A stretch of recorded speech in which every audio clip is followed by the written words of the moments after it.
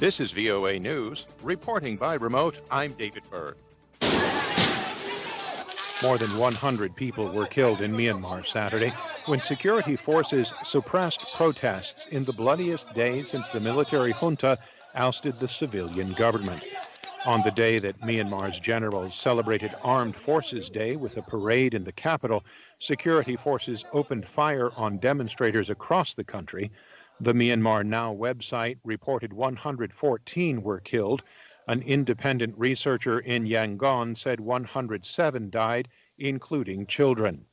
Myanmar military forces also clashed with Karen guerrillas along the Thai border, with warplanes carrying out strikes in the Mutraw district.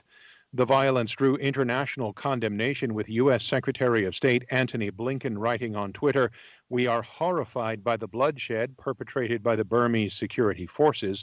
The EU's delegation to Myanmar tweeted the day would go down as one of terror and dishonor.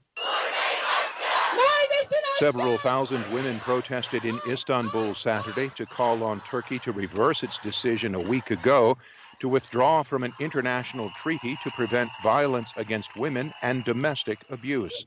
President Recep Tayyip Erdogan stunned European allies with an overnight announcement that Turkey was withdrawing from the convention, which it had been the first nation to sign.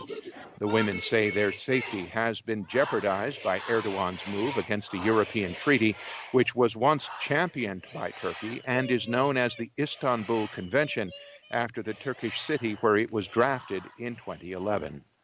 World Health Organization data shows 38% of women in Turkey are subject to violence from a partner in their lifetime, compared to 25% in the rest of Europe. This is VOA News. China's government has imposed sanctions on 2 American religious rights officials and a Canadian lawmaker in response to sanctions from the United States and Canada over the Xinjiang region. The Chinese Foreign Ministry said the measures are against the chair and vice chair of the U.S. government's Advisory Commission on International Religious Freedom, Gail Manchin, and her deputy Tony Perkins. Canadian MP Michael Chong, the vice chair of Canada's Parliament Standing Committee on Foreign Affairs and International Development, was also sanctioned. Writing on Twitter, Canadian Prime Minister Justin Trudeau called the move unacceptable and pledged to continue working for human rights with Canada's international partners. Efforts to dislodge a giant container ship blocking the Suez Canal had allowed its stern and rudder to move Saturday, but it remained unclear when it could be refloated, according to the head of the Canal Authority. Suez Canal Authority Chairman Osama Rabi said he hoped it would not be necessary to resort to removing some of the 18,300 containers from the ship to lighten its load, but that strong tides and winds were complicating efforts to free it. The 400-meter-long Ever Given became wedged diagonally across a southern section of the canal amid high winds early Tuesday, disrupting global shipping by blocking one of the world's busiest waterways. About 15% of world shipping traffic transits the canal, and hundreds of vessels are waiting to pass through the waterway once the blockage has been cleared. Celebrities of Asian descent are speaking out to #StopAsianHate as part of a new campaign in the wake of the Atlanta massage business shootings. AP's Julie Walker reports.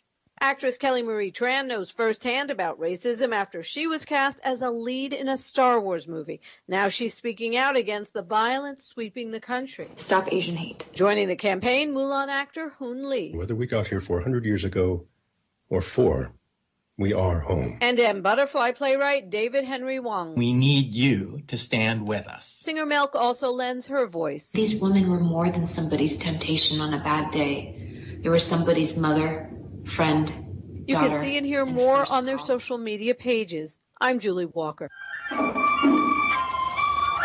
The Olympic torch made its way through the Fukushima prefecture on Saturday for the 3rd consecutive day as the countdown continues to the delayed Tokyo 2020 Summer Olympics.